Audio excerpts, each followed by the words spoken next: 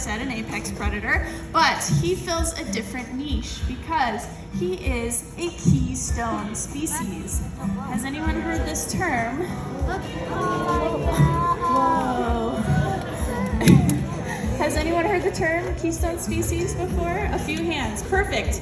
Well, I will explain that in just a moment, but this beautiful man is Shadow, our 11-year-old gray wolf, or timber wolf. They are the same species.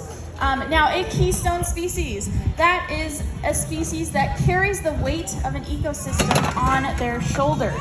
Now, if you were to, oh, thank you. Very nice of you, Shadow.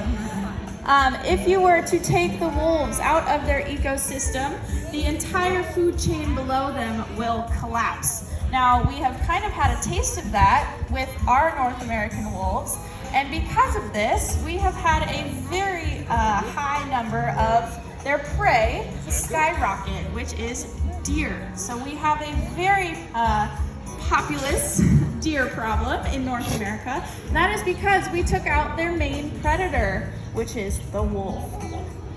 Now, if you think about it, all those deer are going to eat all the plants that are in their way and decimate the plant life. Then, if you go one more level down, all the animals that rely on those plants for shelter or for food, they have nothing left, and therefore the ecosystem has been shattered.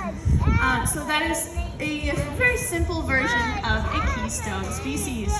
Now, a little bit about wolves in general and Shadow. As I said, he is 11 years old. He just had his birthday about last week. Now, he is part of our wolf pack here at Wake Forest Bowl. We have two more wolves who are his blood-related niece and nephew. Now, they are only 2 years old. We like to call them pups. So it is nice for Shadow to come out here on his own sometimes to get some alone time. Now, what you are exhibiting is a very common behavior across the board for wolves, but also for our domestic dogs. How many of us have seen that in our domestic dogs? Yes. So they have inherited this trait from their wolf ancestors. And what they're doing is actually scent marking. I'm sure we're smart enough to know that when they go to the bathroom on things, that is a way to scent mark. But another way is actually when they do that little scoot.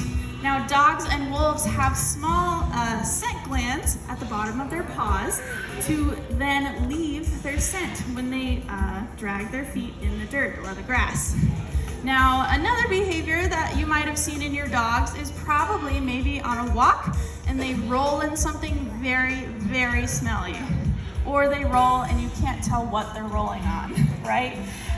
This is another behavior from their wolf cousins, and that is scent rolling, because they are trying to mask their scary wolf scent. So very smart behavior that they've inherited from their ancestors. And it seems like he was done marking his territory and said, okay, that's it, we're good. So yeah, one more time for Shadow.